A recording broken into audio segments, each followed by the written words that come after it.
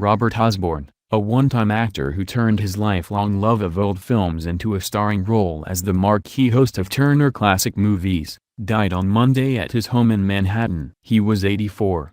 David Stoller, a longtime friend, confirmed the death. For the last 23 years, the silver-haired Mr. Osborne brought a sophisticated, gentlemanly air to TCM, where he turned his savant-like familiarity with films, their backstories and their stars into absorbing intros, outros and interviews. He typically introduced 18 movies a week, as well as marathons and special presentations, that provided an escape into a golden age when Fred and Ginger were dancing, Humphrey Bogart and Ingrid Bergman ruled and Marlon Brando was transforming acting, and, it turned out, his presence and storytelling helped turn TCM into a prime destination for movie buffs. Continue reading the main story. Advertisement. Continue reading the main story. I get stopped on the street all the time, he said in an interview with the New York Times in 2014. People say, "You got me through cancer last year. You got me past unemployment. You take me away from my troubles." Exactly what movies did in the 30s and 40s. Mr. Osborne appealed as much to movie makers as he did to moviegoers. In a statement, Steven Spielberg said, "He got us excited and reawakened to the greatest stories ever told with the most charismatic stars in the world." Mr. Osborne was a fan and historian with a special fondness for leading ladies like Olivia de Havilland, Jean Tierney, Kim Novak, Barbara Stanwyck, and Bette Davis, some of whom became his friends.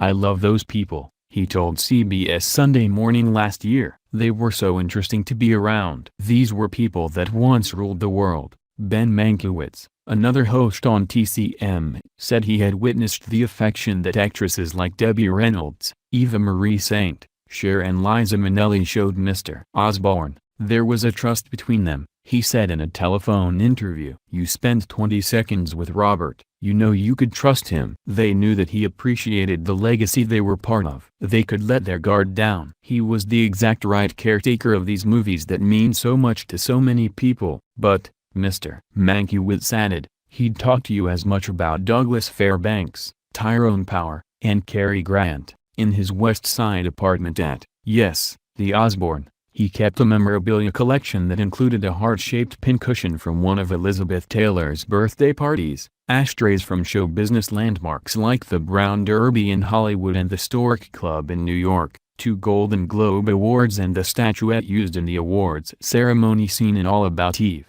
which Miss Davis gave him as a gift. Robert Jolan Osborne Jr. was born on May 3, 1932, in Colfax, Washington. His father was a high school principal and coach. His mother, the former Hazel Jolan, was a homemaker.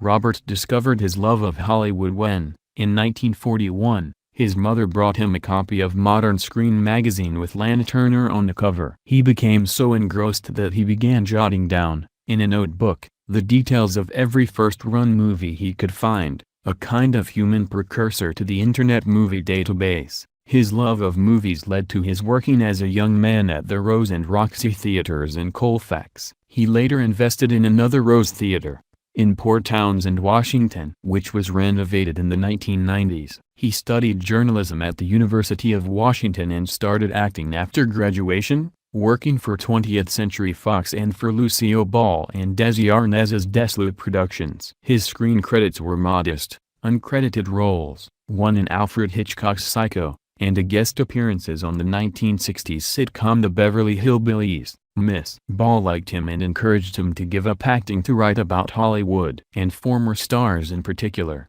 untethered from the studio system, rarely working and often forgotten, welcomed him. "They were cut off like people on a desert island," he told The Times. Paulette Goddard, "I got to know." Hedy Lamarr, "I got to know really well." Nobody gave a damn about Hedy Lamarr back then. His book, Academy Awards Illustrated, 1965, with an introduction by Miss Davis, led to his becoming a critic and columnist at The Hollywood Reporter. His television appearances led to his being hired as a host on the Movie Channel before he moved to TCM in 1994.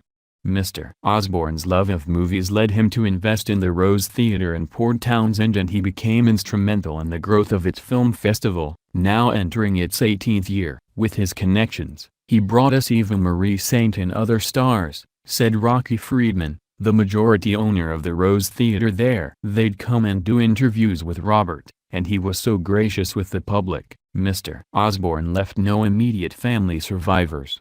Mr. Friedman said he saw Mr. Osborne last month in Manhattan. "He was just Robert, with countless stories about Hollywood," he said. "And he told me something I had never known, that every Sunday for 40 years, he has spoken to Olivia de Havilland.